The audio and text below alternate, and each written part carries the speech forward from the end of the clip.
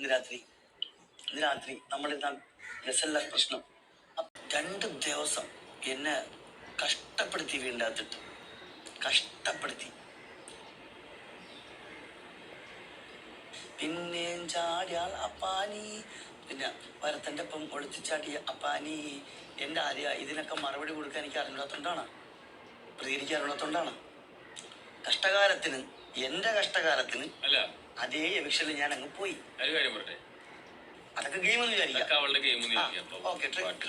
എല്ലാ ട്രിഗർ ചെയ്യാനുള്ള എല്ലാ സ്വാതന്ത്ര്യം എല്ലാവർക്കും കിട്ടും. പക്ഷെ ഗർഭിണിയായിട്ടുള്ള നിന്റെ ഭാര്യനെ ഒറ്റക്കാക്കിയിട്ട് നീ ഇവിടെ വന്നിട്ട് ഈ കാണിച്ചു കൂട്ടണം ഉണ്ടാക്കണ പരിപാടികൾ എന്നൊക്കെ പറഞ്ഞിട്ടുള്ള ഡയലോഗ് അവൾ അടിച്ചിട്ടുണ്ടെങ്കിൽ അത് ഭയങ്കര, അത് തുടങ്ങിയത് അവളാണ്. അത് ഇവന്റെ റിയാക്ഷൻ വരും. അതിനുശേഷം ഈ കൊച്ചിവിടെ വന്നപ്പോണ്ടല്ലോ കിടക്കാൻ സ്ഥലത്തിട്ട് എന്റെ കട്ടില് തൊട്ടടുത്താണ് ഞാൻ കൊടുക്കണേ. ഇവിടെ കിടക്കും സാരി, ഇവിടെയാണ്, ഇവിടെ ഓർമ്മണ്ട, ഇവിടെ കിടക്കും. എനിക്ക് ഈ മസ്താനി വരുമ്പോ എനിക്ക് ഭയങ്കര സന്തോഷം വരുന്ന കളിയാ. കാര്യം എനിക്ക് മസ്താനി ഒരു ഇൻഡസ്ട്രിയിൽ നിന്ന് വരുന്ന ഒരു, ഞാൻ വിചാരിക്കുന്നു നമ്മളെ കൂട്ടത്തിൽ ഒരാളും കൂടി ഇന്റർവ്യൂ ചെയ്തിട്ടുണ്ടല്ലോ, നമ്മളെ കൂട്ടത്തിൽ ഒരാളും കൂടി നമ്മളെ കാര്യങ്ങൾ അടിപൊളിയായിട്ട് പോവാം, വൈബ് പിടിച്ച് പോവാം.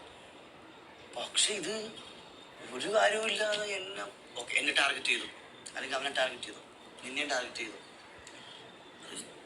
ടാർഗറ്റ് എന്ന് പറയുമ്പം ഇങ്ങനെ അല്ലല്ലേ അത് ടാർഗറ്റ് ചെയ്യണ്ടേ, ഇങ്ങനെ അല്ലല്ലേ ടാർഗറ്റ് ചെയ്യണ്ടേ. അവളുടെ അടുത്ത് ഞാൻ സംസാരിക്കണമെന്നാ. അവൾ എൻ്റെ അടുത്ത് വരട്ടെ, ഞാൻ ഇരിക്കുന്ന അടുത്ത് വരട്ടെ, വന്നിട്ട് എൻ്റെ അടുത്ത് പറയട്ടെ.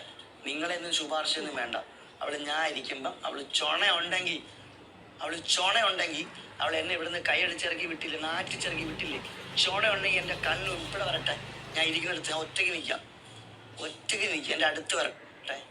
വന്നിട്ട് അവൾ ഒരിക്കൽ കൂടി കൈയടിക്കാൻ പറയണം. ഒരിക്കൽ കൂടെ കൈയടിക്കാൻ പറയാം എൻ്റെ മുമ്പിൽ വെച്ച്, എൻ്റെ മുമ്പിൽ വെച്ച്. അവളെ ഒരു മാപ്പും എനിക്ക് വേണ്ട. എൻ്റെ മുമ്പിൽ വെച്ച് ഞാൻ ഇങ്ങനെ നിൽക്കാന്ന് പറ, ഇങ്ങനെ കൈയടിക്കാൻ പറ. അപ്പം ഞാൻ മാപ്പ് കൊടുക്കാന്ന് പറ. കൈയടിക്കാൻ പറടാ.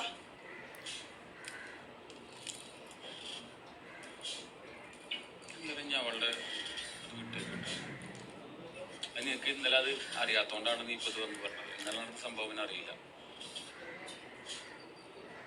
ഇവനും പറഞ്ഞു നോക്കി, അങ്ങനെ അവൾക്ക് അങ്ങനെ ജോലി പോകുന്ന സാഹചര്യം ഉണ്ട്,